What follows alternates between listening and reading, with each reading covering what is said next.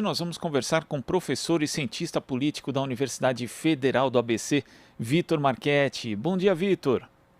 Bom dia, Glauco. Prazer estar aqui contigo novamente. Prazer é nosso em recebê-lo. Vitor, ontem Bolsonaro desafiou 2 vezes o STF num só evento. Primeiro, ao dizer que o indulto dele seria cumprido, dando a entender, independentemente de qualquer tipo de decisão judicial. E depois, ao se referir à questão do marco temporal que tramita no STF. Aí ele disse o seguinte: se ele, se referindo ao ministro Edson Fachin, conseguir vitória nisso, me resta 2 coisas: entregar as chaves para o Supremo ou falar que não vou cumprir. Eu não tenho alternativa.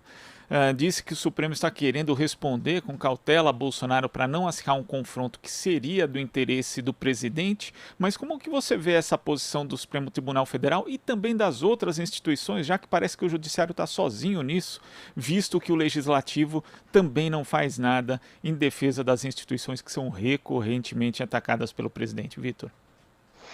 Olha, Glauco, eu acho que tem algumas questões aí para a gente pensar juntos e nos preocuparmos juntos, né? Quer dizer, desde o dia 1, né, que o Bolsonaro mostrou que faria um governo de cima do palanque, né? Quer dizer, o Bolsonaro estava muito menos preocupado em governar o país, né, e muito mais preocupado em incendiar o país, né, e mantendo, portanto, o espírito, né, de campanha permanente, né, e buscando uma frase dele, né, que ele tinha muito mais disposição e missão em desconstruir as coisas do que de fato construir. Então ele sempre manteve uma postura de alimentar uma base radical e alimentar uma base que era aquele espírito que ele surfou a partir da Lava Jato, que era aquele espírito antissistêmico, né?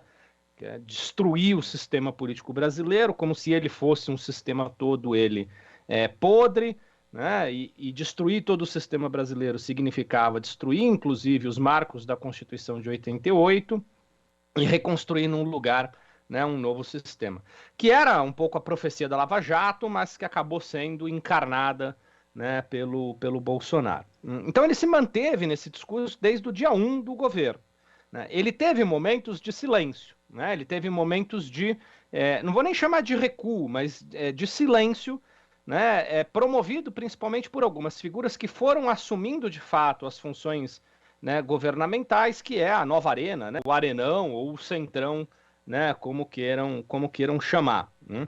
São esses que hoje, né, fazem a costura junto com os militares do governo do acesso aos recursos públicos, do acesso ao orçamento, do fisiologismo mais puro e bruto, né? Que para esses também interessa esse Bolsonaro que fica lá em cima do palanque, incendiando o país, porque abre uma avenida para que eles possam exercer, né, o seu fisiologismo nessa grande coalizão aí, centrão, né, militares no governo. Agora, nós chegamos a um momento, e a gente já fala há algum tempo, né, sobre os riscos que nós temos para as eleições desse ano e o risco da estabilidade da nossa democracia. Né? Me parece que, para além daquilo que alguns entendiam apenas como bravatas do Bolsonaro, ou seja, discursos enfurecidos, né, mas que têm apenas um objetivo eleitoral de manter a base animada, me parece que esses discursos têm ganhado aí algum contorno mais concreto. Se a gente pegar, por exemplo, o que foi o 7 de setembro do ano passado, né, Glauco? Você se lembra bem, né, do que foi aquele 7 de setembro?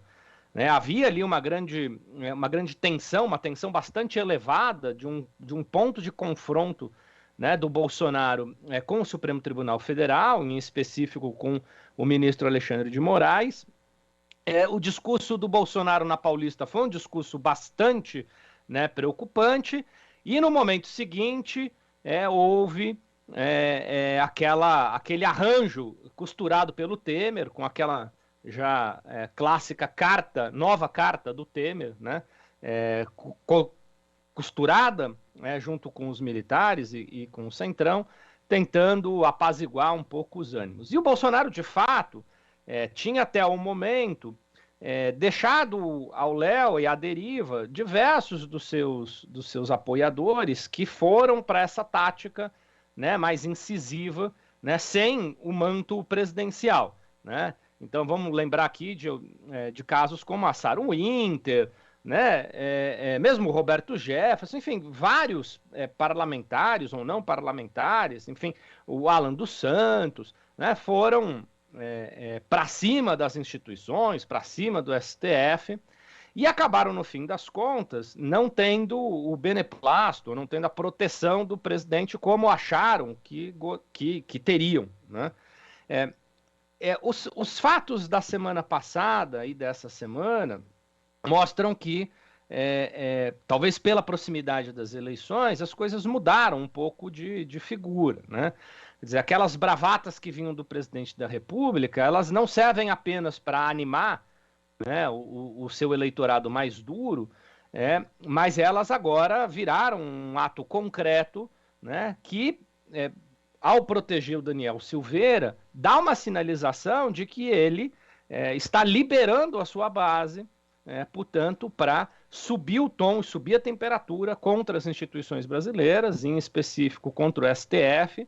E lembrando, né, o STF e o TSE, né, vão ter um papel fundamental nesse ano, que é o ano eleitoral, né, para garantir a lisura, para garantir o processo eleitoral, para garantir a posse, né, do vitorioso. Me parece que, nesse momento, a gente sai da abstração das bravatas e começa em direção a algo mais concreto, podendo dizer que as eleições, de fato, de 2022, né, correm um sério risco, né, se a gente pegar aí, né, as últimas farpas trocadas entre o ministro Barroso, né, e os militares, né, sobre a lisura do processo eleitoral, a gente vai ver que essa temperatura, né, ela tá bastante alta, está bastante elevada, numa perspectiva cada vez mais clara, cada vez mais forte, de que Bolsonaro será derrotado nas urnas, porque a despeito dele ter crescido eleitoralmente, ele não cresce muito mais do que era, né, o eleitorado do Moro, né, a sua rejeição não cede, né, como deveria ceder para que ele pudesse ter chances de fato de ser eleito, e me parece que eles já começam a trabalhar com um cenário de derrota eleitoral e já pensar no dia seguinte a derrota eleitoral, né, que não me parece nesse momento apresentar nenhum sinal de que vão aceitar, né, a derrota eleitoral e entregar a faixa, que é algo que já está no cenário já há algum tempo, né, para o qual a gente deve se preparar. E a gente fala muito da naturalização do absurdo aqui quando se refere ao atual governo, Vitor. E um dos absurdos é esse, né? Que volta e meia, desde provavelmente 2019 mesmo, o primeiro ano do governo Bolsonaro, uma pauta constante é se vai ter golpe ou não.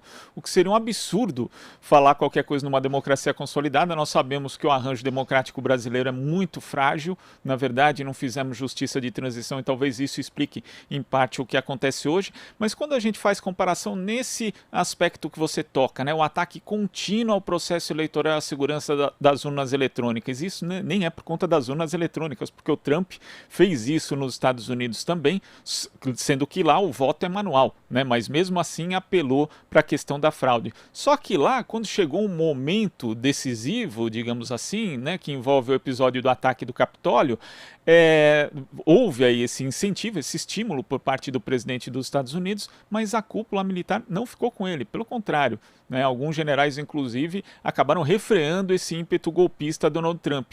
E essa situação no Brasil é bem diferente. Aqui Jair Bolsonaro, por mais que falem, por exemplo, falavam do ministro da Defesa que seria um moderado, Paulo Sérgio Nogueira de Oliveira deixou claro ali na nota dele que a moderação passou longe, né? E outros generais também que se dizia isso, que pelo menos a mídia tradicional queria fazer crer que eram pessoas que poderiam conter, inclusive Bolsonaro, já mostraram que não podem fazer isso, até porque Bolsonaro demitiu em dado momento os 3 comandantes das Forças Armadas e as Forças Armadas acharam tudo ok, né? Essa diferença, né, de Bolsonaro ter do lado dele não só as Forças Armadas, mas também boa parte das forças policiais do Brasil, mostra que o nível de desarranjo institucional e de instabilidade aqui pode ser muito pior do que aquilo que aconteceu nos Estados Unidos?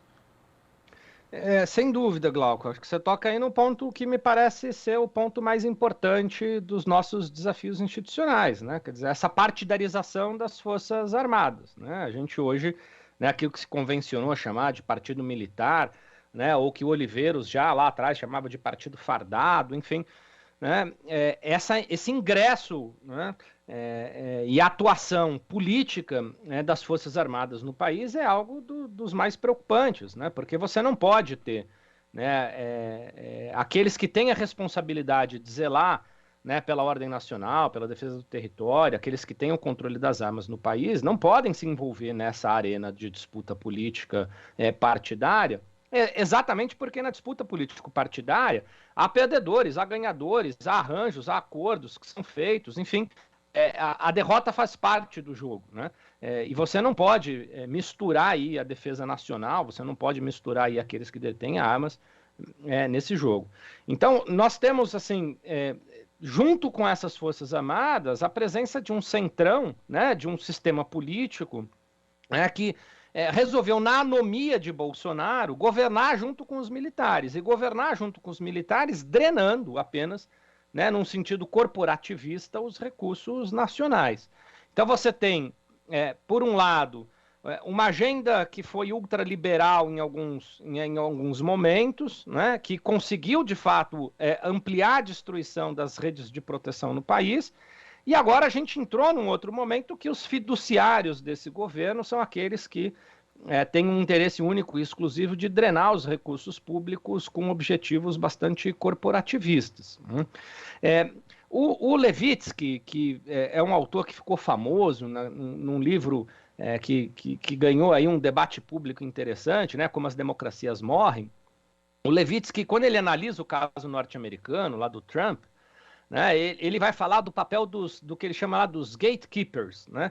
Quer dizer, que são os guardiões do sistema, que basicamente seriam assim, os políticos tradicionais que fazem esse sistema funcionar, ou que de alguma maneira têm interesse em fazer o sistema se estabilizar, a responsabilidade que eles têm para barrar ou para permitir o avanço de figuras como a do Trump e como a do Bolsonaro, que são essas figuras antissistema. Ele dizia lá que no caso dos Estados Unidos, esses gatekeepers acreditaram que conseguiriam controlar o Trump, né, e, portanto, permitiram que ele ascendesse ao poder, mas fecharam os portões, isso a gente viu, né, quando perceberam que a ameaça do Trump era uma ameaça muito grave à estabilidade do sistema.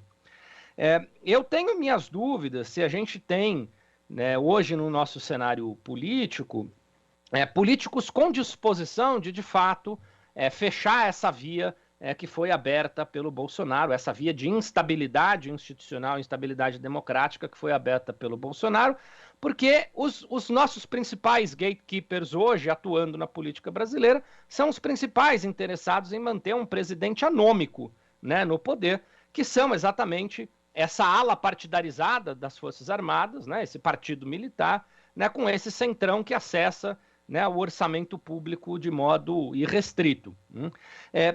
Então, me parece que assim, a gente está, Glauco, num momento muito difícil do ponto de vista institucional, a despeito da gente estar olhando a todo momento para simulações eleitorais, para o que vai acontecer nas campanhas, discutindo, né, tentando trazer aí uma discussão de agenda, mas me parece que há um passo anterior que a gente precisa fazer, que é de fato, chamar a responsabilidade dos nossos atores institucionais, dos nossos atores políticos, disso lá que o Levitsky chamou, né, de guardiões do sistema, enfim, né, de chamar a responsabilidade deles sobre a estabilidade democrática. A gente vê exemplos aí de lideranças mundiais que têm esse perfil, né, parecido com o do Bolsonaro, né, o Orbán, enfim, todos aqueles que o Duda, né, todos aqueles que têm esse perfil autoritário, antissistêmico, né, que chegaram ao poder, o segundo mandato sempre foi um mandato em que esse tensionamento ganhou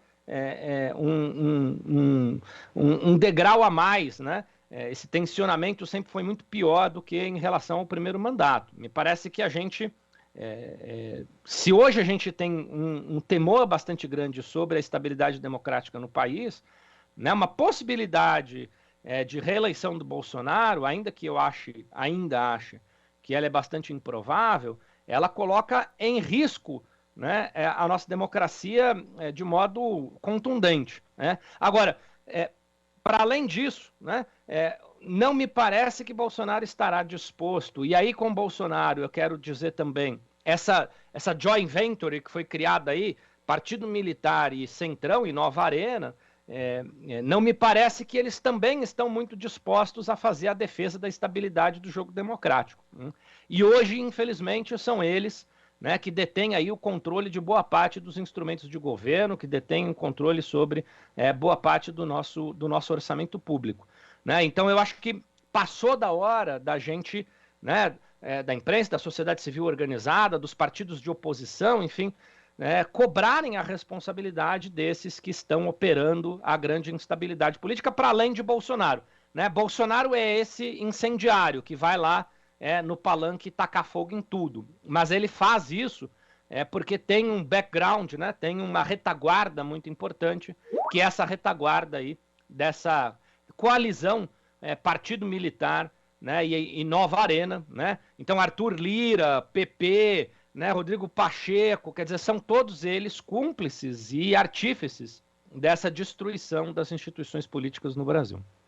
Você toca num ponto importante, Vitor, porque na prática é isso, né? O STF hoje é praticamente o único anteparo. Sempre que tem algum problema, alguma medida tomada por Jair Bolsonaro, os partidos, mesmo até advogados, né, vão ao Poder Judiciário, como fizeram com uma ação popular entre que o juiz federal deu ali a determinação de Bolsonaro explicar o indulto em 72 horas, mas é sempre isso, sempre se recorre ao judiciário, que na prática é um poder não eleito. E quando a gente fala do legislativo, né, e vê, por exemplo, a atitude, você citou os dois presidentes das duas casas legislativas, né, e na semana passada eles simplesmente não se moveram em relação ao perdão concedido por Jair Bolsonaro, e já existem projetos de decreto legislativo para suspender esse perdão, então eles vão fazendo o jogo mesmo do Bolsonaro, e quando tem ainda esses deputados do Centrão, que você cita, que hoje inclusive estão cada vez mais afeitos a esse tipo de ataque institucional, inclusive articulando ali junto com a base bolsonarista mais raiz, digamos assim, um ato em solidariedade a Daniel Silveira, esse poder político do legislativo, talvez até com a proximidade das eleições, ele está ficando cada vez mais à direita, cada vez mais próximo de Bolsonaro, até com interesse político eleitoral, de conseguir uma visibilidade e mais votos nas eleições de 2022, Vitor? Eu acho. Aí você toca em dois pontos importantes, Glauco. Primeiro, não dá para esperar do STF, do TSE, a responsabilidade solitária, né, de garantir a defesa das nossas instituições democráticas, porque, como você bem lembrou, são poderes com composição de ministros, composição de atores, né, sociais não eleitos. Eles não têm essa força, vamos dizer, esse respaldo, né, eleitoral. E mais, né, Glauco? Assim, a gente já há muitos anos, a gente vem denunciando e vem mostrando como, de fato, a gente tem um problema em relação à atuação das nossas instâncias judiciais, de um ativismo exagerado, de um ativismo que rompeu os limites daquilo que se espera de uma corte constitucional, de um Tribunal Superior Eleitoral, né, de atuação de um juiz, da atuação no geral dos nossos atores judiciais. Então, há de fato um problema, né? Há de fato uma questão que a gente precisa lidar, que são essas fronteiras de atuação, ou seja, uma necessidade de criar uma autocontenção e uma contenção externa à atuação desses atores judiciais, né, em diversas atividades políticas. Isso não é um falso problema, isso é um problema real, né? Esse ativismo judicial também é parte do cenário que nos trouxe até aqui, né? Lembrando, tudo isso é fruto, né? Eu acho que já não há mais dúvidas sobre isso, mas tudo isso é fruto e consequência das estratégias que foram desenvolvidas lá atrás com a Lava Jato, de destruição do nosso sistema. E ela aconteceu, né, com um envolvimento muito intenso de atores judiciais, atores do Ministério Público, atores, né, do Judiciário de Primeira Instância, né, o Sérgio Moro, enfim, os Dallagnol e Sérgio Moros, né, dos nossos últimos anos, são os responsáveis, só que hoje não são eles que estão operando o sistema, eles são os responsáveis pela destruição, mas não são eles hoje que estão operando mais, né, o funcionamento desse sistema. E quem hoje está apurando o funcionamento desse sistema é exatamente esses atores que hoje estão de olho aí nas próximas eleições, né? E nas próximas eleições tentando surfar nesse sentimento antissistêmico, nesse sentimento conservador. Mas aí, Glauco, eu acho que está um grande paradoxo, né? O grande paradoxo é o seguinte: esse novo arenão, né?